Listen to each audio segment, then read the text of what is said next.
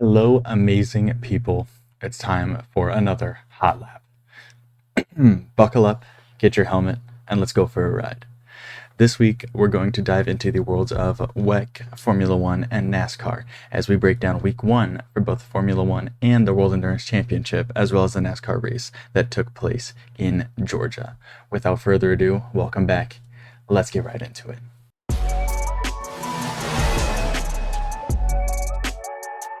Nothing short of excitement this weekend as the World Endurance Championship kicked off its tour in Doha, Qatar, at the Losail International Circuit with the Qatar Airways Qatar 1812 kilometer race.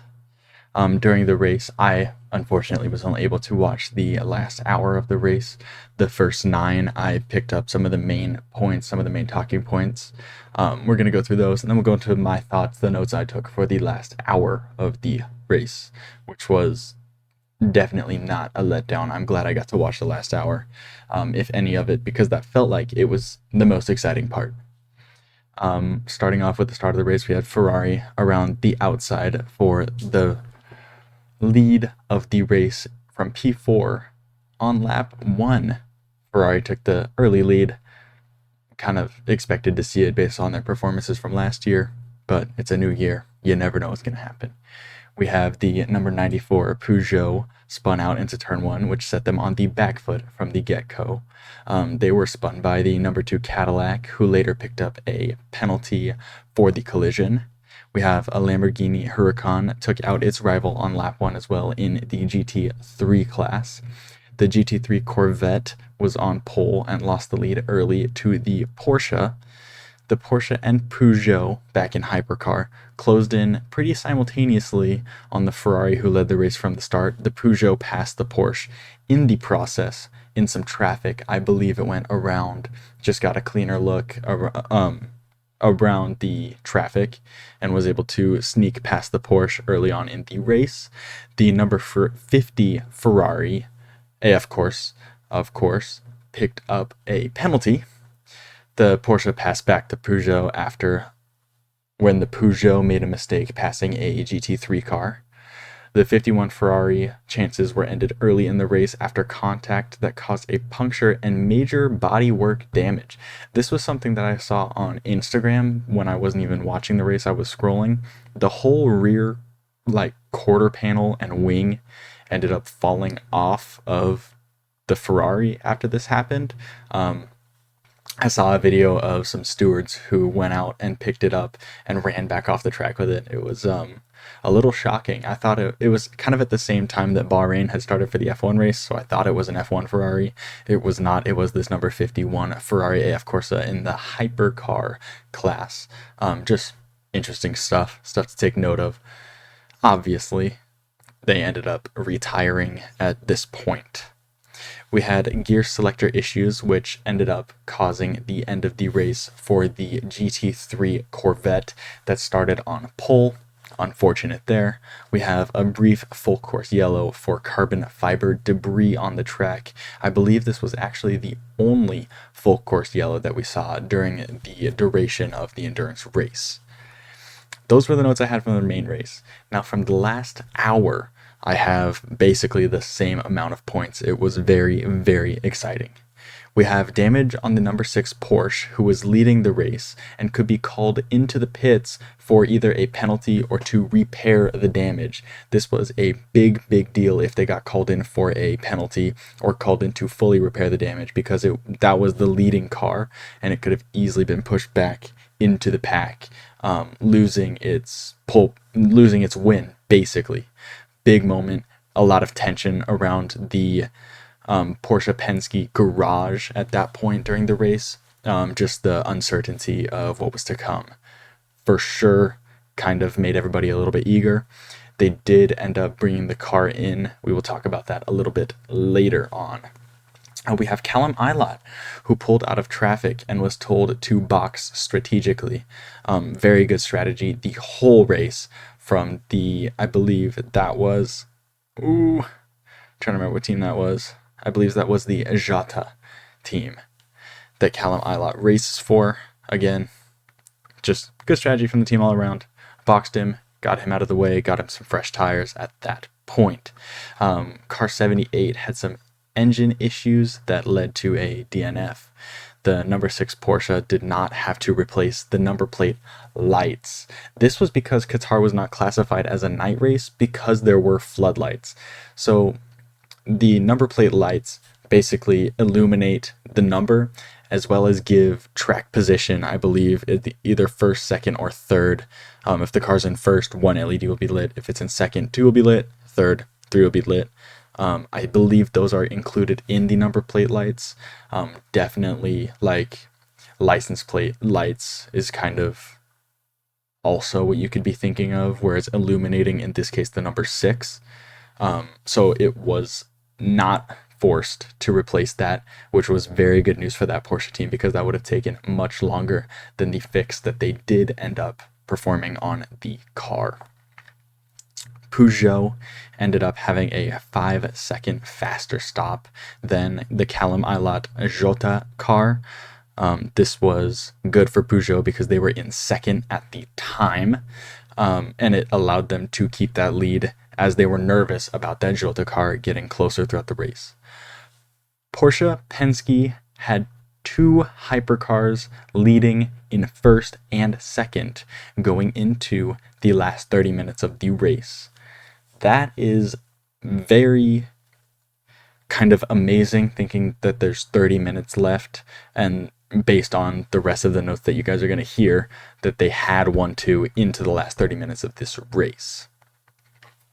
The Pure Racing Porsche was also leading GT3 by 10.3 seconds at this point in the race, being chased down by 2 Aston Martins, which rounded out the top 3 for them.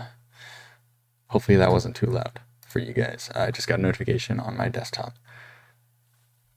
We will see. All right, we have the number 5 Porsche to box from second with 13 laps to go.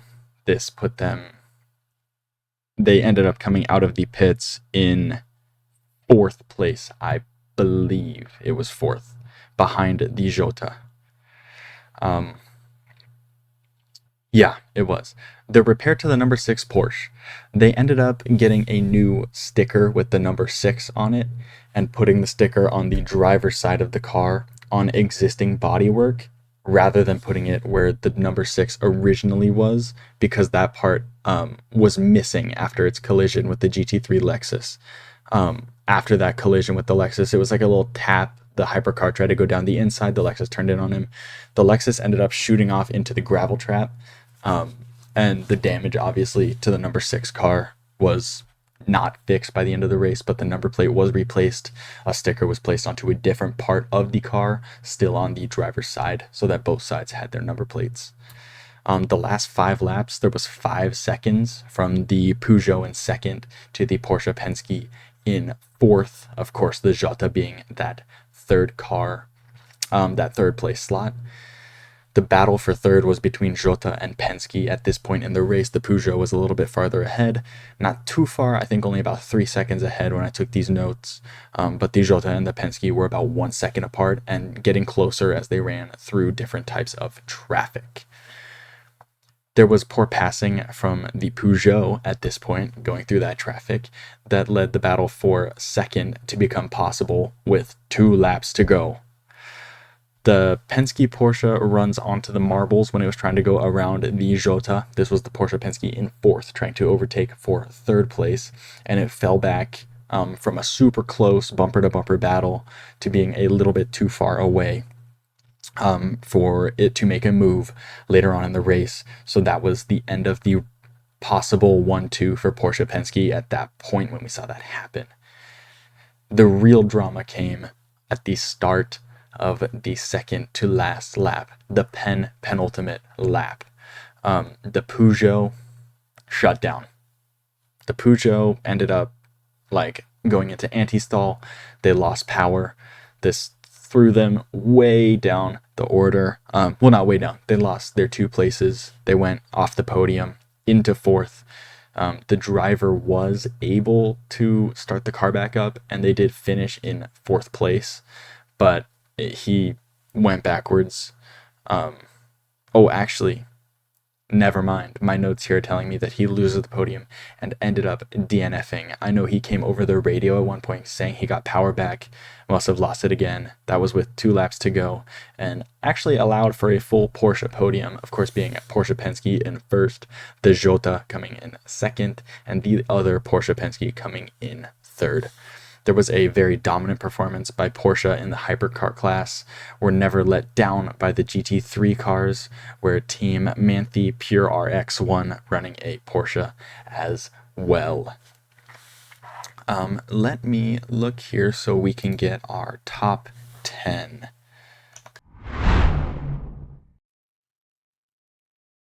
All right.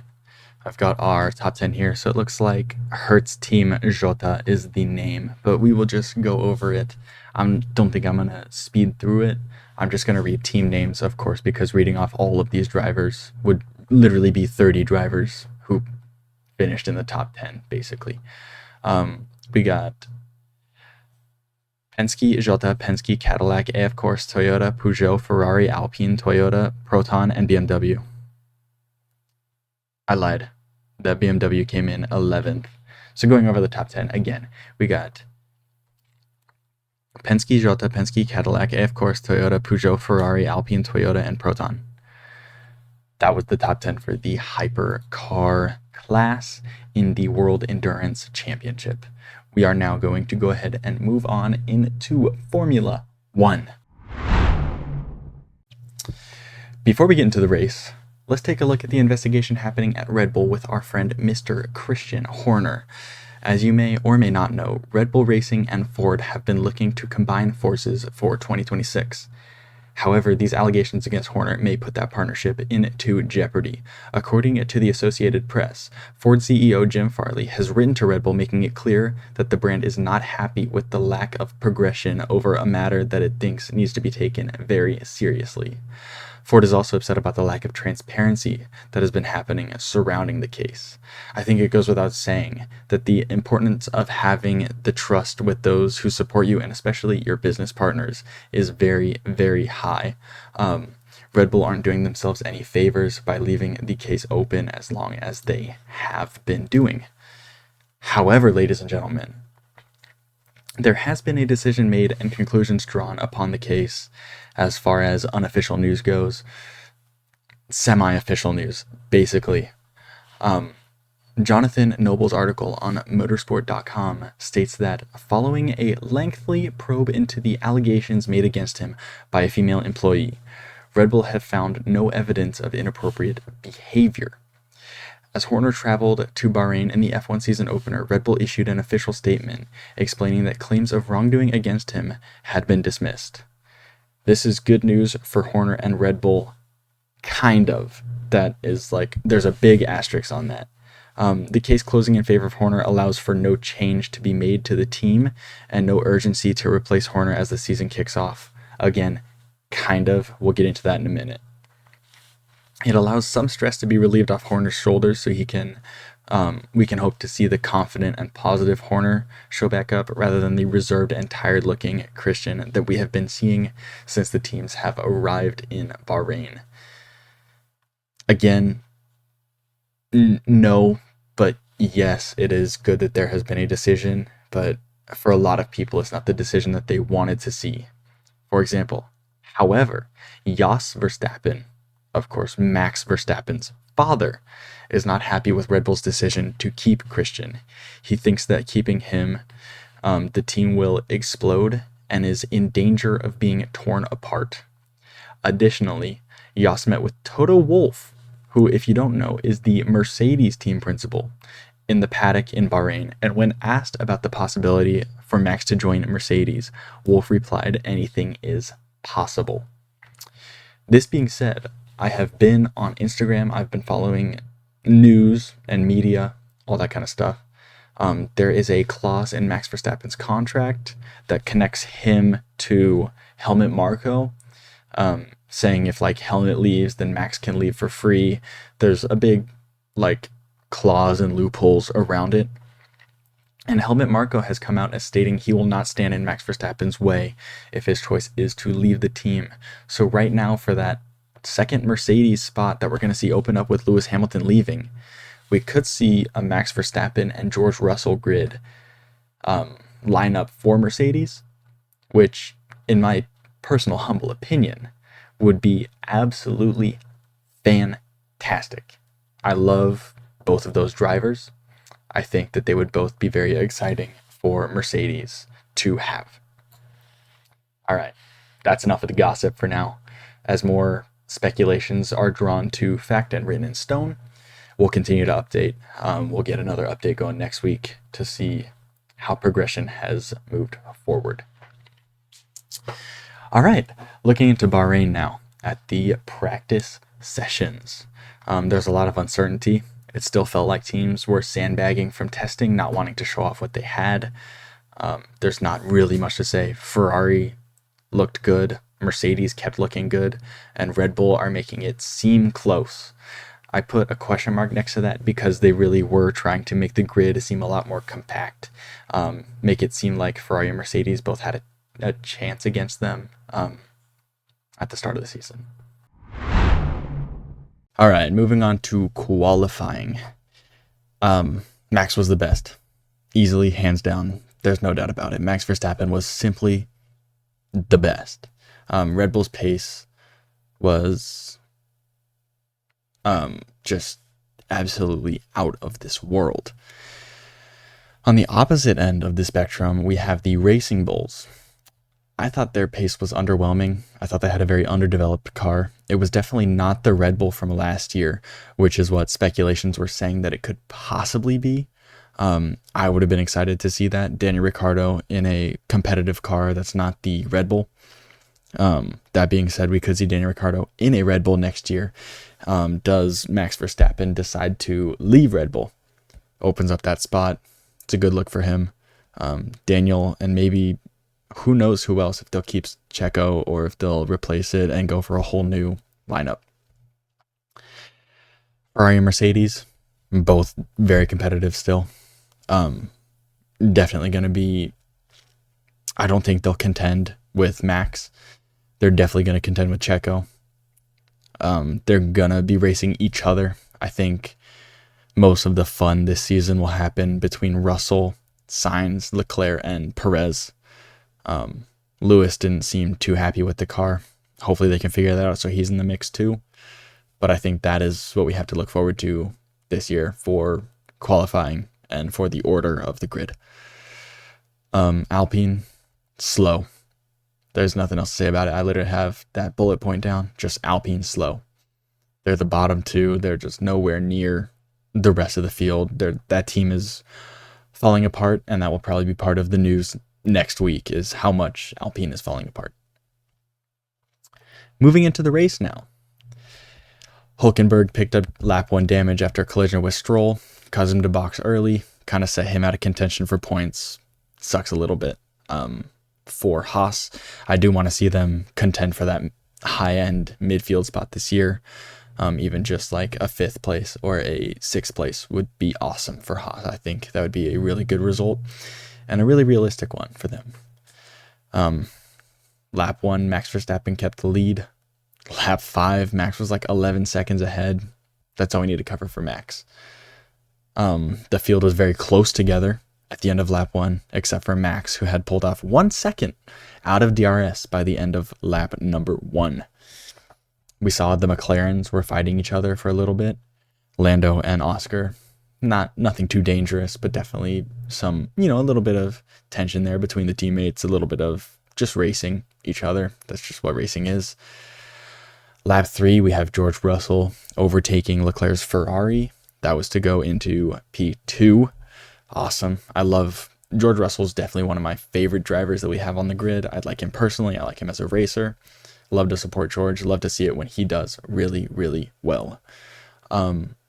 We have the battle for second starting on lap 5 between George Russell, Charles Leclerc, Sergio Perez, and Carlos Sainz. Remember those 4 I named earlier in qualifying? They're going to keep battling on the track, off the track, well, on the track during the race, and off the track, meaning on the track during qualifying. We'll see those battles happening all year long. Makes me very excited. Leclerc not happy with his brake balance, locking up. letting Sergio by, let George pull away. And then the Leclerc and Sergio battle became a battle for third place. Fernando Alonso passed by Lewis Hamilton. We saw Aston Martin not having the best of race pace. Decent qualifying for both Alonso and Stroll. When it came to the race, it feels very traditional from Aston Martin to be a little bit behind when it comes to race time. Lap 10, yellow flag. That was for Logan Sargent. Lost his engine, ended up getting it restarted and continuing the race. Very, very far behind, unfortunately, for Logan and for Williams. It's not exactly the start that we wanted to see for the American and for the Williams team. Just unfortunate, not much else you can say about it. Lap 11, we have Leclerc and Sainz swapping positions, putting Carlos Sainz into P3 after a little battle between the Ferraris. It got a little fiery, a little red, if you will, between the two of them. Got a little bit hot. Russell and Leclerc boxing the lap after. Sergio Perez attempted the overcut boxing on lap 13. It failed to play out in favor of the Red Bull. George stayed in a provisional P2, which I believe was actually around P5 based off of those who had not pit in front of him yet. The Racing Bull car, this is just a note that I took, it looks fantastic under those night lights at the race. It was just glowing and glistening. You guys know I ranted and raved about it in episode 1. It's a beautiful piece of machinery. Not fast, but definitely looked very, very good under the Bahrain lights. There was a shot that they took of, I think it was Yuki's car. As it came around a corner, it was a nose-on shot, and the lights were just glistening off of it. It looked very, very, very good. The Red Bull of Sergio Perez literally looked just too fast to be on there for George Russell to compete with it. It looked like it was on rails as it was going around him. It just shot to the outside and swung that corner so quickly around George. Back didn't even step out. It just looked easy for Checo to overtake, to be honest. You can see why Max had his 30-second lead or whatever the hell it was by the end of the race. The Ferraris again battled on lap 17 after the pit stops had taken place. It put Carlos Sainz again just behind Leclerc, and that battle swapped them again. Leclerc overtook by Carlos Sainz. Now, as we go to lap 18, Carlos Sainz passed George Russell for the last podium spot for P3 at this point, as the two Red Bulls were P1 and 2, of course. That battle was fun to watch. Carlos Sainz is looking very strong this year. Just, I don't know if anyone is going to be able to stop him. Obviously counting out those Red Bulls. Not Red Bull. What else we have here? Oh, Valtteri Bottas setting another pit stop record. That was absolutely horrendous from the Kick team. It was a 1 minute and a 14-second total pit stop. I believe the actual time stopped was 52 seconds or something like that. The front left wheel had issues going on and getting tightened, and they ended up changing it out for a different tire because maybe it was the wrong one, or I don't even know what happened. It was just simply a mess for Valtteri Bottas. That sent him back to be at the back of the pack with Logan Sargent for the rest of the race. Tsunoda passed Hülkenberg for 13th on lap 41. That was something that happened after kind of the first pit stop sequence. The race really, really cooled down. It was hard to find things to report on. It was cool that we did see a little bit of race pace from those Racing Bulls to get around Nico Hülkenberg. Of course, we know that car was already damaged. Did they fix it? Did they fully fix it? Who really knows? Just a cool, good for Yuki, right? A little bit of confidence booster. The top 10 were easily predictable. By lap 41, we had the Red Bulls, the Ferraris, the Mercedes, McLaren, Aston Martins. That was it. I could have told you that before the race started. I could have told you that with my eyes closed. It's drawn in the sand, really. that those are the 5 teams that are going to be in the top 10 from race to race. Occasionally, I assume we'll see those, like the bottom 5 drivers. Maybe we'll get one oddball in there every now and then. Maybe a Haas, maybe a Williams, and Alex Albon, if you will, a Nico Hulkenberg. But other than that, I think the top 10 is pretty set. Russell and Leclerc battle for 4th. We see Leclerc, that actually lasted quite some time. Eventually, Russell made the same mistake Leclerc did for Perez earlier in the race, locking up into that turn, that downhill, almost hairpin of turn 10, where the car is off weight and it's just really easy to lock that inside tire that has no load on it. George ran wide, Leclerc passed. Zhou and Alonso were battling for 10th. Alonso ended up overtaking Zhou for the last point. Again, good for the Aston Martins, but it's also kind of what we expect. Well done from Alonso to get through there. On the last lap, we saw a close battle between Magnussen and Daniel Ricciardo for 12th. I believe Magnussen ended up staying in front, but it was fun to watch them go around. I think the camera was mostly focused on them until it switched to Max when he crossed the line. It was also Bahrain set a little cool record that I saw. It was the first season opener in Formula One history where there were no DNFs. So take what you must away from the race. It was boring, but everyone finished, which is kind of like props to all the teams. Pat yourself on the back for that. It was clean racing. Reliability was there for at least one race. And not something that we often see. So it's kind of cool. Well, not something we've ever seen, obviously, so that's very cool. Bahrain was about what we'd expect from a season opener. Many of the teams were getting their feet beneath them, trying to put the puzzle pieces together around their competitors. It became obvious who got it right, who got it wrong. Let's talk about some of the big winners and our big losers after the first race in Bahrain. For our big winners, we've got Red Bull, we've got Carlos Sainz, we've got McLaren. Red Bull, 1-2. Max was just miles ahead. Obviously, they are a very big winner. They got their car very, very right, very dialed in, at least for Bahrain. We know it's not just going to be for Bahrain. It's going to be for all the races, but we can hope. Carlos Sainz, absolutely in form right now. Looked fantastic, looked confident, overtook his teammate twice, overtook George Russell, had a little battle with Perez, I think, at some point. Just looked very, very spot on, very good, very solid drive from Carlos Sainz.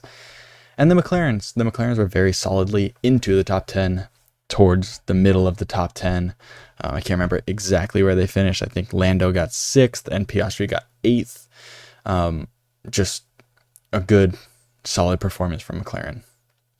Our big losers, Valtteri Bottas, for the pit stop scandal, just got stiffed over by his team. Definitely a very big loss. Logan Sargent, again, we talked about reliability being good for this race. Reliability was not on Sargent's side.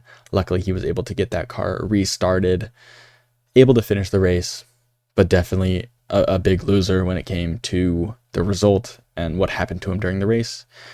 And up third, you guessed it, Alpine. Alpine are just not impressive. Their team is falling apart. We'll go into more depth in this later in a different episode. But Alpine are just not it right now.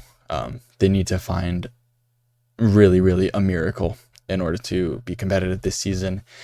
And honestly, it might be worth just bidding Alpine and letting Andretti do his thing in Formula One.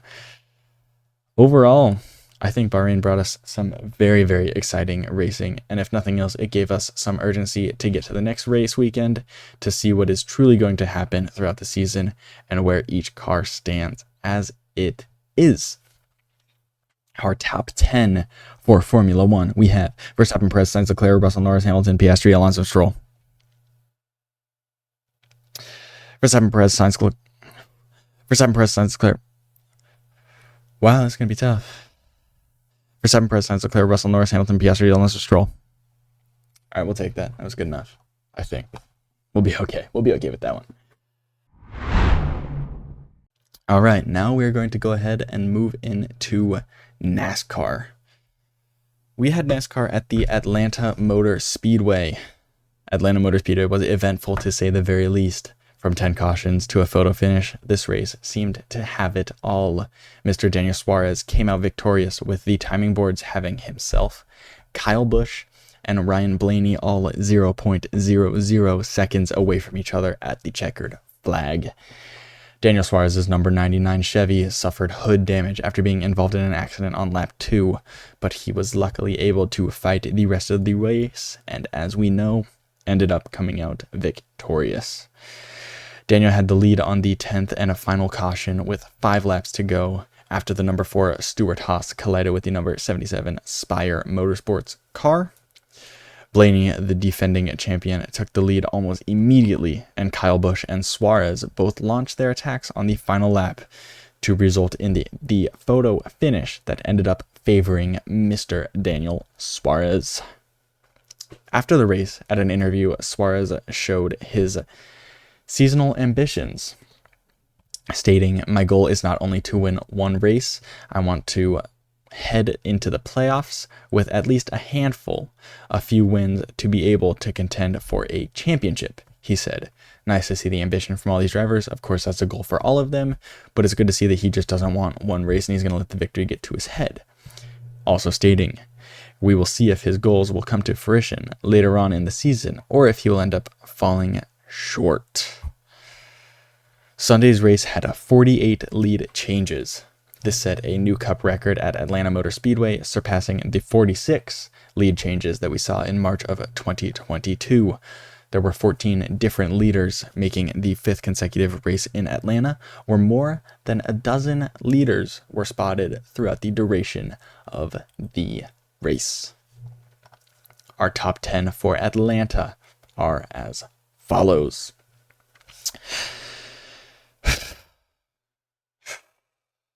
Suarez, Blaney, Busch, Cedric, Wallace, Stenhouse Jr., Chastain, McDowell, Buschard, Gibbs. Oh, I slaughtered it right at the end. Suarez, Blaney, Busch, Cedric, Cindrich. Suarez, Blaney, Busch, Cindrich, Wallace, Stenhouse Jr., Chastain, McDowell, Buschard, Gibbs. See, it's a bummer because I don't really know these drivers, so it's hard for me to get them all out. Hold on. We'll get this. I promise. Suarez, Blaney, Busch, Cindrich. Suarez, Blaney, Busch, Cindrich, Wallhouse. Suarez, Blaney, Busch, Cindrich, Wallhouse Jr. Suarez, Blaney, Busch, Cindrich, Wallace. This is the most trouble I've ever had with one of these. Suarez, Blaney, Busch, Cindrich, Wallace. Suarez, Blaney, Busch, Cindrich, Wallace. Suarez, Blaney, Busch, Cedric, Wallace, Stenhouse Jr., Chastain, McDowell, Buschard, Gibbs. Suarez, Blaney, Busch, Cedric, Wallace, Stenhouse Jr., Chastain, McDowell, Buschard, Gibbs. Good God, this is rough. Hold on. Suarez, Blaney, Busch, Cedric, Wallace, Stenhouse Jr., Chastain, McDowell, Buschard, Gibbs. I'm about to give up. Hold on. I'm going to give this two more chances, and then we're done for. We're calling it the episode. I'll see you guys next week. Suarez, Blaney, Busch, Cedric, Wallace, Stenhouse Jr., Chastain, McDowell, Buschard, Gibbs. All right, we'll call that good enough. Thank you guys for coming back. If you're new here, subscribe, like. Don't forget to leave a like, subscribe. Feel free to follow me on my socials, linked below. Come back next week as we go over race results and key moments in the motorsports world. Until next time, don't forget to brake late and accelerate early. Let me look up our races, the next races that we got coming. In Formula One, we have the Saudi Arabian GP being held on March 7th through the 9th. So, this weekend. We will be going over that next Tuesday when I see you guys. In WEC, we may have a little bit of a break. We absolutely have a break in WEC. We will see them in Imola April 21st. So, quite the break from WEC. Probably won't have a segment next week. We will be replacing it with something other than that. We'll see WEC come back around a week before April 21st probably, so we can talk pre-race, and then we'll go over the race afterwards and keep moving on from there. We got Spa in May after that. Fun stuff to look forward to. In NASCAR, we have dun dun dun dun Las Vegas, which actually took place today when I'm recording this on March 3rd. So I will be going and doing some research on that. Looks like we may also be having the Phoenix race included in next episode. Probably not, it'll probably be the week after, but definitely Las Vegas to look forward to. So with that said, thanks for coming. Don't forget to brake late and accelerate early. We'll see you guys next week.